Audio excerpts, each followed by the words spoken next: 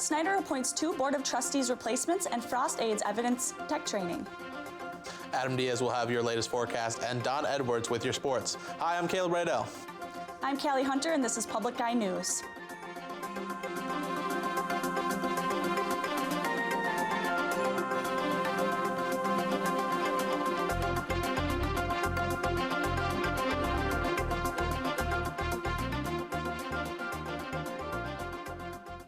Governor Rick Snyder appointed 2 new people to NMU's Board of Trustees on Friday.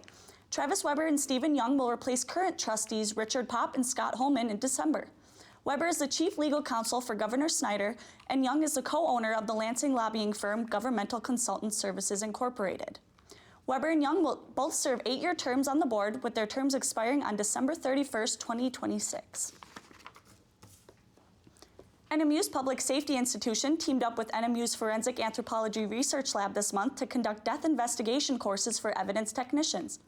Law enforcement participants gain hands-on experience in these courses in several areas like fingerprint collection, photography, crime and death scene processing, and death and blood spatter documentation, to name a few.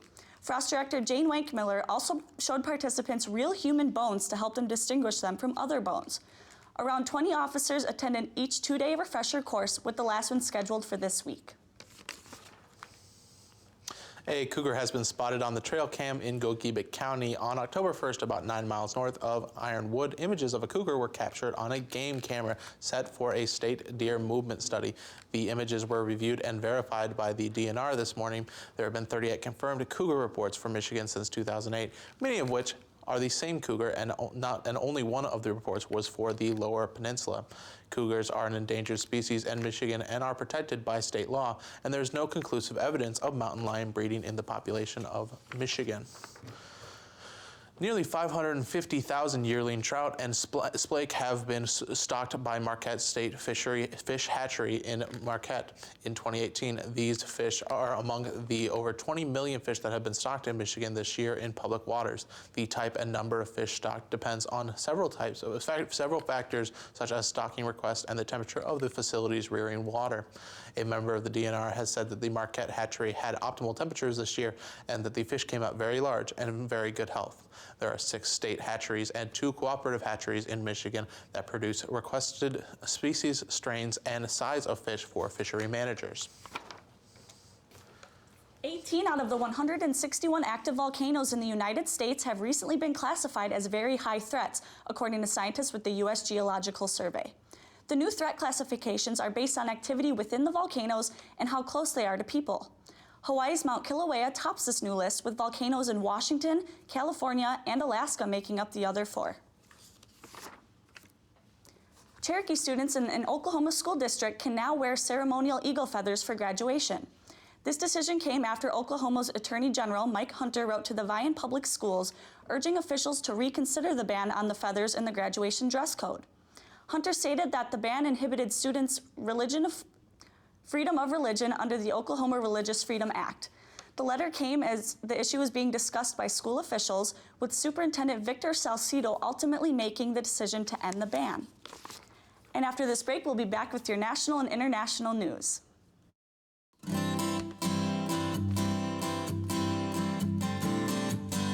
You're always chasing perfection, right? So can you tell me about the craftsmanship? It's paramount. The quality control is our eyes and the people who are building skis. You know, every part that we put into a ski, it's got to be perfect. Saturday afternoon at 3 on Public TV 13. Welcome back. 37 billion metric tons of carbon dioxide were produced in the air last year from the world, and emissions are still rising. The National Academy of Sciences has said that the nation must increase its effort to suck up carbon dioxide from the air in order to stop climate change from worsening. By the middle of the century, the world must be sucking about 10 billion tons of carbon dioxide out of the air each year, and while technology is starting to catch up to the needs, it may be too late. This year, a study came out from the Global Commission on the Economy and Climate that stated that if steps are not made to drastically change emissions, then the Earth will hit the, quote, point of no return, unquote, that will result in irreversible damage to the Earth. The family of the missing Wisconsin girl made an emotional plea for her safe return on Wednesday. 13-year-old Jamie Klaus went missing last Monday morning after her parents were shot and killed in their Barron home. On Tuesday, thousands of people searched the area for evidence, but nothing turned up.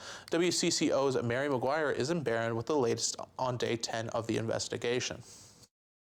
The FBI has announced a $25,000 reward for anyone with information that could lead to Jamie Klaus. Authorities still believe the 13-year-old girl is in danger, and now her relatives are making a public plea. We all love you to the moon and back, and we will never stop looking for you. Speaking out for the first time from the sheriff's podium, two of Jamie's aunts called out to the missing teen directly. To whoever may know where Jamie is, please contact the Barron County Sheriff Department. Jamie, we need you here with us to fill that hole we have in our hearts. Jamie's beloved pet joined them. Your dog Molly is waiting for you. She's sleeping in one of your sweatshirts. The renewed public plea comes as a fresh team of investigators poured over the Klaus home, carting away several new pieces of evidence, including a mattress, a nightstand, and several boxes. We keep combing over evidence, looking for new things. It's been 10 long days of searching, and Jamie is still gone, fracturing a small community where crimes like this seem unimaginable. Sheriff Chris Fitzgerald says 200 law enforcement members continue to work around the clock to bring this young girl home. Any tip can bring Jamie home at any one time. Now, this case, of course, has had a big impact here in Barron, but it's having a ripple effect across the nation. The Law Enforcement Foundation here in Barron County has received $11,000 in unsolicited donations since Jamie Klaus went missing. Those donations have come from across the country. Reporting in Barron, Mary McGuire, WCCO 4 News. Japanese journalist Junpei Yasuda was freed from Syria on Thursday after more than 3 years in captivity. Yasuda, who was kidnapped by Syria's branch of al-Qaeda in 2015, was kept in a cell and tortured, going months without even being allowed to bathe. Japanese officials said that Turkey and Qatar helped negotiate his sudden release, but their roles remain unclear. And the list of prominent Democrats targeted with crude pipe bombs is growing.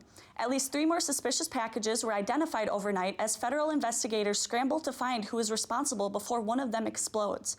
Hillary Lane is in Lower Manhattan, where actor Robert De Niro was apparently a target. New York City's bomb squad transported a suspicious package this morning that was addressed to actor Robert De Niro at his production company in Lower Manhattan. Authorities say 2 devices were also intercepted in Delaware before they could reach former Vice President Joe Biden. Sources say the packages are similar to other devices found in 4 states and Washington, D.C. At least 3 contained pipe bombs. Most were sent to high-profile Democrats, including former President Barack Obama and former presidential candidate Hillary Clinton. Late last night, law enforcement uncovered another package at a postal facility in Los Angeles, one of 2 addressed to Democratic Congresswoman Maxine Waters. We could have been blown, everybody over in here. New York City officials are asking people to be vigilant. They say it's very likely more explosive devices will surface before a suspect is caught. A bomb was also mailed to CNN's New York headquarters, prompting a massive evacuation. It is scary that we don't know exactly where these packages are coming from. At a campaign-style rally last night in Wisconsin, President Trump called for unity and blamed the media for the angry discourse. White House Press Secretary Sarah Sanders doubled down this morning. Day in, day out, there is a negative tone. 90% of the media attention around this president is negative. The Trump administration is promising an aggressive investigation. At least 4 of the packages were sent in manila envelopes with 6 American flag forever stamps. They'll now be analyzed at the FBI laboratory in Quantico, Virginia. Hillary Lane, CBS News, New York. Ukrainian filmmaker Oleg Sentsov has been imprisoned in Russia for accusations of plotting acts of terrorism and has been awarded the top human rights prize. The filmmaker was sentenced to 20 years in prison in 2015 for plotting acts of terrorism, which he has denied. Oleg was an opponent of Russia's annexation of Crimea's region of Ukraine in 2014. The European Parliament president announced the decision to give Oleg the Sakharov Prize in Strasbourg, France. And after the break, we'll be back with your weather and sports. Stay tuned.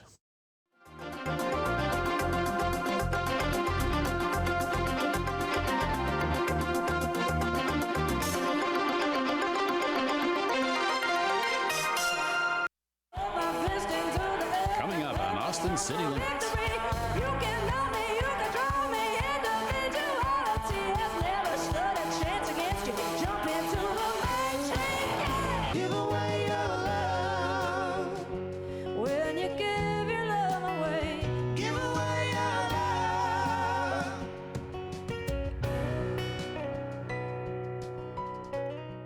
Saturday night at 11 on Public TV 13. Hi, and welcome back to your Public Eye News weather. I am Adam Diaz, your weatherman for today, and behind me is gloomy, rainy NMU campus. And looking towards our current conditions, it is currently raining, temperature at 44 degrees, and winds southwest at 5 miles an hour. Barometric pressure at 30.08 and falling. And looking at tonight, we're also looking at some showers. Low of 40, winds south-southwest at 5 miles an hour. Looking towards tomorrow, it will also be showers. The high of 47, winds southeast at 6 miles an hour. Looking around the UP, we have rain, clouds, and 2 places that have sunshine. Starting at Sault Ste. Marie at 43 degrees, Manistee 45, Escanaba 47, Menominee at 52 and sunny. Iron Woods 51, also sunny. And then we're going over to Iron Mountain is at 51 and sunny. Ironwood at 52 and cloudy. Houghton at 50, cloudy, and Marquette 44 and rainy. Looking ahead into our week, we are going into Saturday, the high of 46, the low of 38 and showers. Sunday, we're looking at the high of 42, the low of 36 and AM showers. Monday, we're looking at the high of 43, the low of 35 and cloudy. We're starting off our spooky week with gloominess, but I do hear you have one that hits one out of the park. Indeed I do, Adam.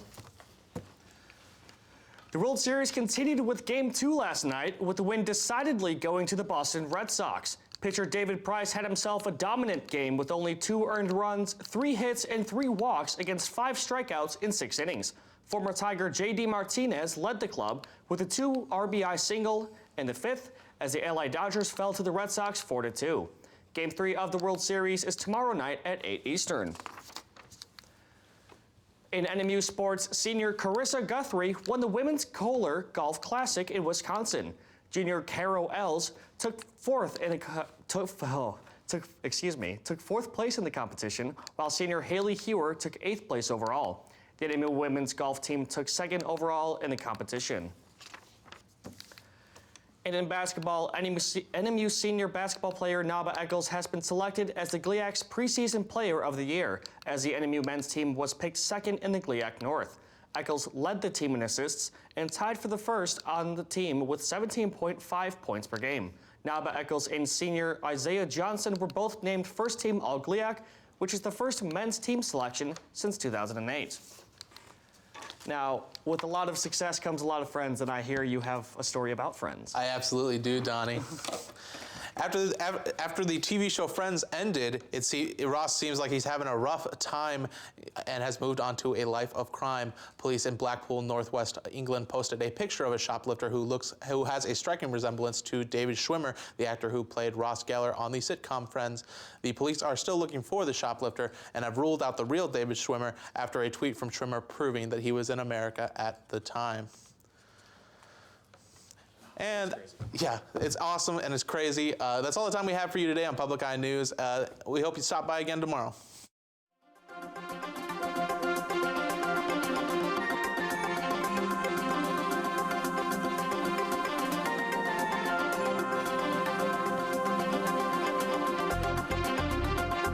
The preceding program was produced in studios located in the Edgar L. Hardin Learning Resources Center by WNMU-TV, Northern Michigan University Public Television.